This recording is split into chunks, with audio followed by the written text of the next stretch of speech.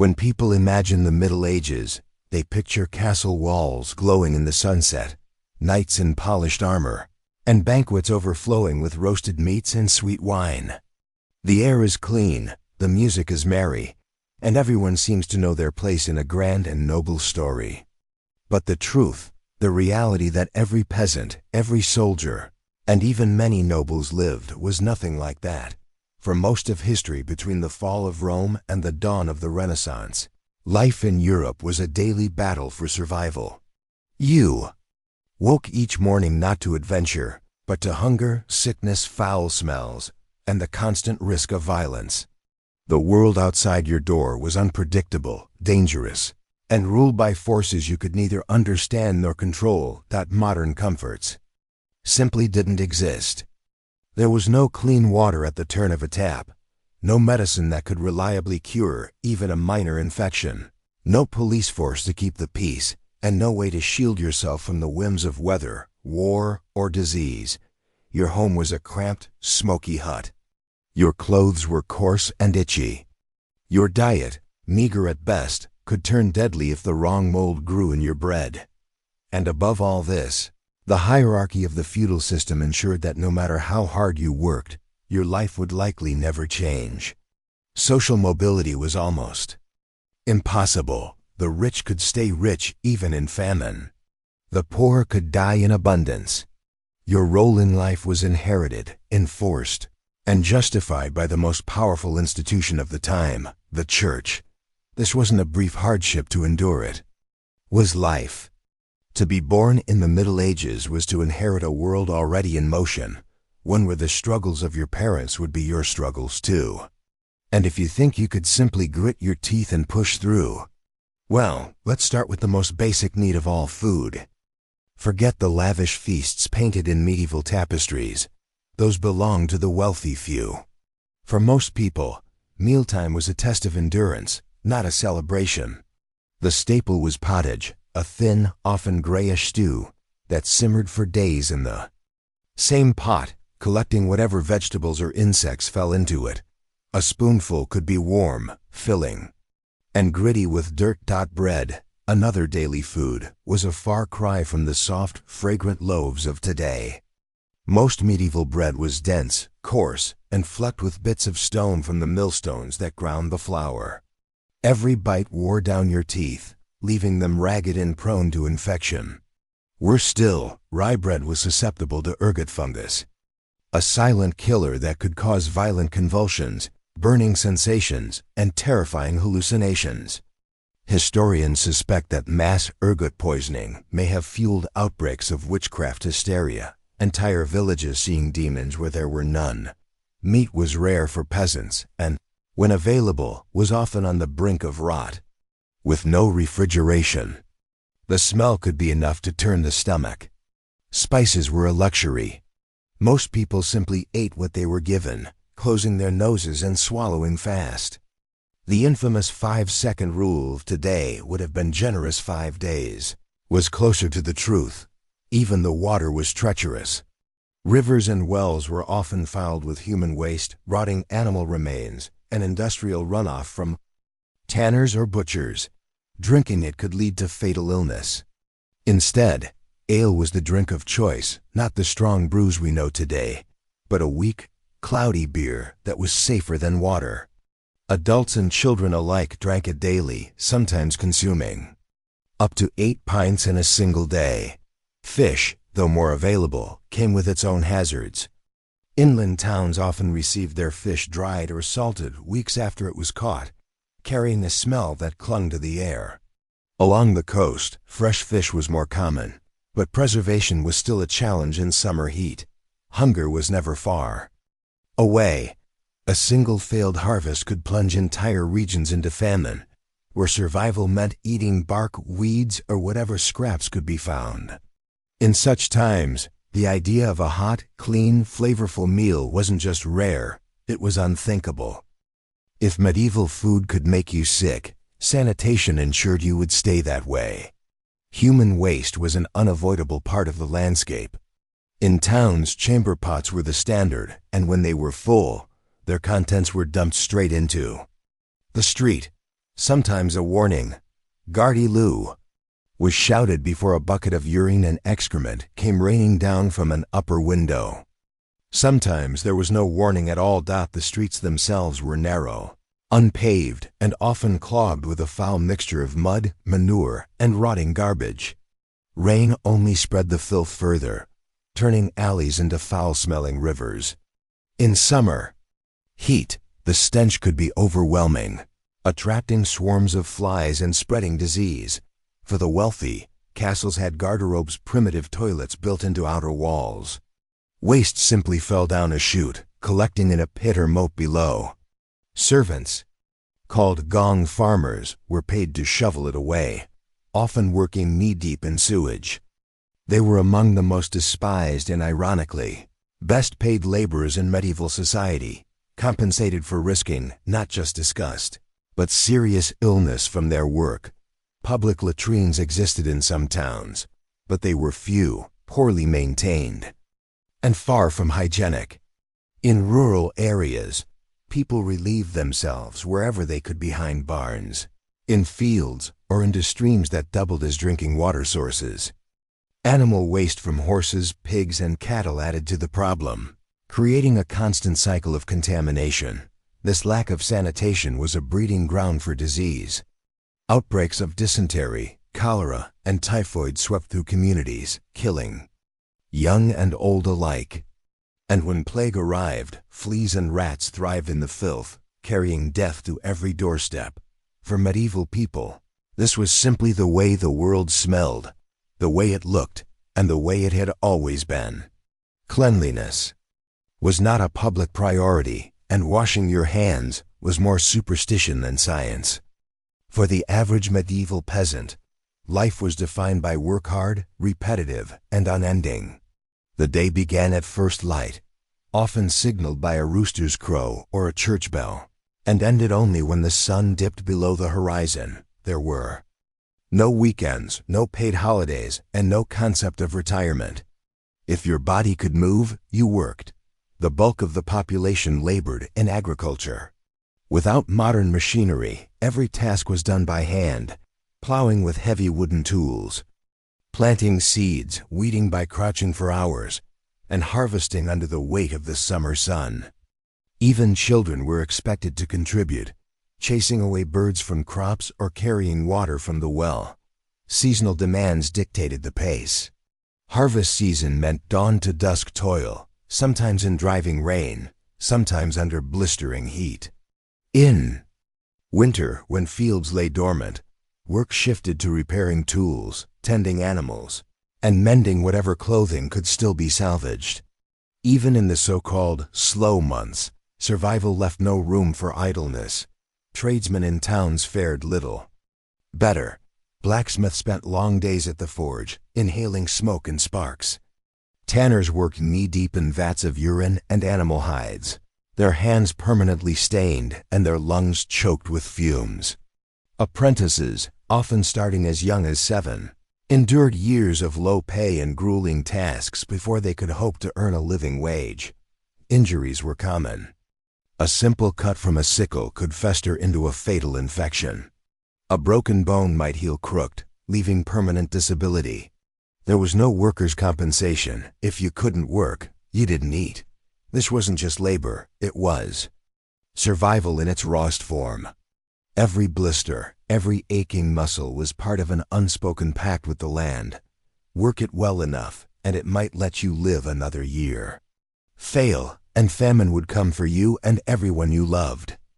If you fell ill in the Middle Ages, you didn't rush to the doctor, you prayed, prepared your will, and hoped for a miracle. Medicine was less a science and more an uneasy mixture of superstition, guesswork, and tradition passed down through generations. The guiding theory of the time was the 4 humors: blood, phlegm, yellow bile, and black bile. Sickness was believed to be the result of these humors falling out of balance, and treatments aimed to restore that balance, often in ways that caused more harm than good. Bloodletting was among the most common remedies. Physicians, barber surgeons, or even untrained healers would slice a vein or apply leeches to draw out excess blood. Patients already weakened by illness could die simply from the loss of fluids. Mercury and arsenic appeared in certain treatments, both toxic substances that would slowly poison the body while the disease ran its course. Surgery, when performed, was crude and often fatal. Without anesthesia, patients were restrained while knives, saws, and cautery irons did their work. Infection was almost inevitable. Sterilization was unheard of, and the concept of germs wouldn't emerge for centuries. Amputations were done quickly, relying on speed rather than precision, and many patients died not from the wound itself, but from the fever that followed. The Church's influence shaped medical thinking as well. Illness was frequently seen as divine punishment for sin, and penance, fasting, prayer, or pilgrimages was prescribed alongside or instead of physical treatments. Relics and holy water were considered as legitimate a cure as any herbal tincture, yet there were small glimmers of progress. Monastic infirmaries sometimes provided cleaner conditions than the outside world, and skilled herbalists, often women, passed on valuable knowledge of plants that could ease pain or fight infection. Unfortunately, their work was easily overshadowed by fear and ignorance. In some cases, women with deep herbal knowledge were accused of witchcraft. In the end, surviving an illness in the Middle Ages often came down to luck, youth, and sheer resilience. For many, the cure was as terrifying as the disease itself. Justice in the Middle Ages was rarely fair and never gentle. The law was a tool for maintaining order and fear rather than protecting rights. For commoners, even petty crimes could carry savage punishments. Steal a loaf of bread, and you might lose a hand. Hunt in a noble's forest without permission, and you could be hanged. Trials were not about finding the truth. They were about proving your innocence through divine judgment. Trial by ordeal was common. Hold a red-hot iron bar and walk 3 paces. If your burns healed cleanly within days, you were declared innocent. Or be thrown into a river with your hands tied. If you floated, you were guilty. The water was said to reject the sinful. And if you sank, you were innocent, though possibly dead. Public executions were treated as communal spectacles, drawing crowds from miles away. Gallows stood in plain view as grim reminders of the law's power. Hanging was common, but other punishments were designed for maximum suffering: breaking on the wheel, drawing and quartering, or burning at the stake. These were not just punishments, they were warnings. The wealthy and noble classes were not subject to the same brutalities. A noble might pay a fine for crimes that would cost a peasant his life. Clergy members were often tried in church courts, where punishments were lighter and executions rare. Imprisonment was not the main form of punishment, but when it happened, medieval jails were squalid, disease-ridden places. Prisoners were chained in dark, damp rooms with little food or ventilation, sometimes left for months or years without trial. Torture, though not constant, was an accepted method for extracting confessions. Whether true or false, justice for most was not about evidence, but about survival, surviving the trial, surviving the punishment, or surviving the whims of those in power. The Middle Ages were never far from the sound of war drums. For much of Europe, conflict wasn't an occasional catastrophe, it was a constant presence. Borders shifted, rival nobles fought for power, and monarchs waged wars that dragged on for decades, such as the 100 Years' War between England and France. Even in times of peace, small-scale raids and feuds kept bloodshed close at hand. For the ordinary villager, war meant vulnerability. Armies, whether enemy or allied, marched through the countryside, seizing food, livestock, and anything of value. Soldiers were rarely paid well, and looting became a form of payment. A knock at your door could mean losing your bread, your bed, or your life. Sieges were among the most devastating forms of warfare. Towns and castles would be cut off for weeks or months, supplies dwindling until famine took hold. In extreme cases, historical records speak of desperate defenders resorting to eating vermin or worse just to survive. Disease spread quickly in the cramped, filthy conditions, killing more people than the enemy's weapons ever could. On the battlefield, the tools of war were brutal and primitive. Swords, axes, and maces shattered bone and ripped flesh. Archers rained arrows into tightly packed formations, while crossbows despised by knights as dishonorable could pierce armor at deadly ranges. The smell of blood, sweat, and smoke hung over the field long after the fighting ended, and even victory could be deadly. Wounded soldiers faced grim prospects. Without antiseptics or antibiotics, a minor cut could turn septic. Amputations were crude, often done with a single swing of a blade, and many men died in agony days after the battle was over. For the medieval commoner, war was not a tale of heroism. It was a shadow that loomed over every harvest, every journey, and every night's sleep. It could arrive without warning, and when it did, it rarely left lives unchanged. Daily life in the Middle Ages came with a constant companion filth. Bathing was rare, often limited to a few times a year for common folk, and even nobles might only bathe monthly. The reasons were partly practical. Heating water was labor-intensive, and partly superstitious, as some believed that too much bathing weakened the body and invited illness. Clothing was heavy, coarse, and worn for weeks without washing. Wool and linen soaked up sweat and grime, and without detergents, laundering was a slow, laborious task often done in cold rivers. Underwear, when worn, was a luxury for the poor. Most people slept in their clothes, making their beds another breeding ground for pests. Lice, fleas, and bedbugs were everywhere. Combs were used not for styling hair, but for removing crawling parasites. Flea infestations were so common that even kings and queens were not spared. Palaces had the same scuttling pests as peasant huts. These parasites weren't just irritating.